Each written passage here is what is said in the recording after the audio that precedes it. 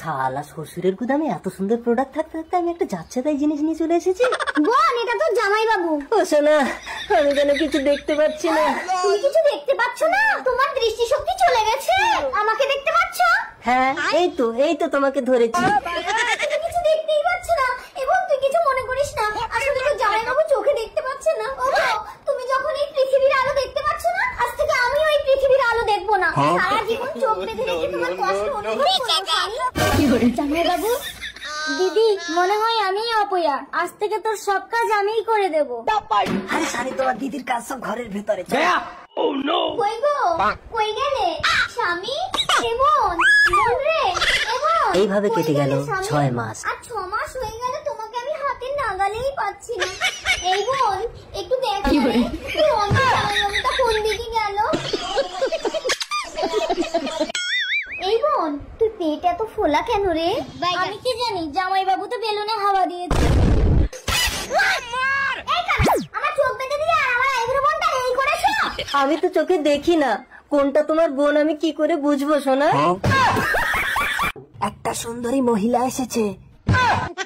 হারামজাদা সুন্দরীকে তাড়াতাড়ি আমার ভোগে দে। বাবা, শুনেছি যাদের বাচ্চা হয় না তুমি নাকি তাদের বাচ্চা এনে দাও। গাড়ির ভেতরে ঢুকে শুয়ে পড়ো।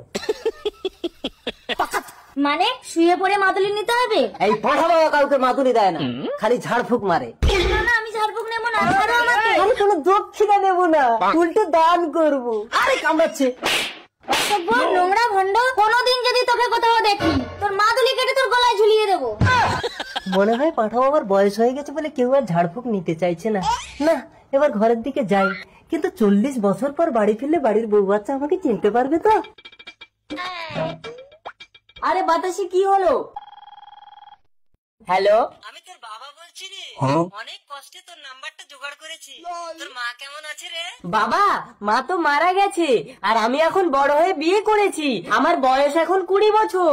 এই হারামজাদা, 40 বছর আগে আমি ঘর ছেড়ে পালিয়ে এসেছি, তুই 20 বছর পরে হলি কি করে? মা তোমার কথা ভাবতে ভাবতে আমাকে জন্ম দিয়েছিল।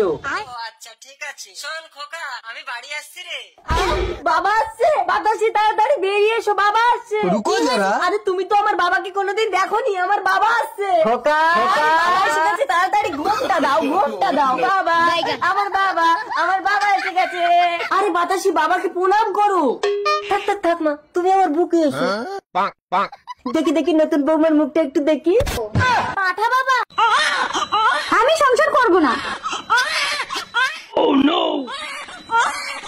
ওই দেখো, বাচ্চা ফেলে দিয়ে পালাচ্ছে। বড় মেয়ে, চল দেখি।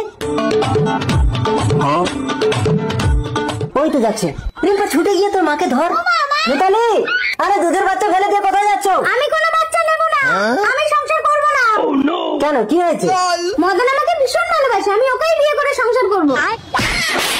আমাদের দুটো বাচ্চা আছে, তুমি কি নাটক করো নাকি? তোমাকে আমার একদম ভালো লাগে না। আমাকে ভালো লাগে না? এই রিম্পা, বোনকে নিয়ে বাড়ি যা। এই চলো, কোন মদন তোমাকে ভালোবেসে বিয়ে করবে দেখি।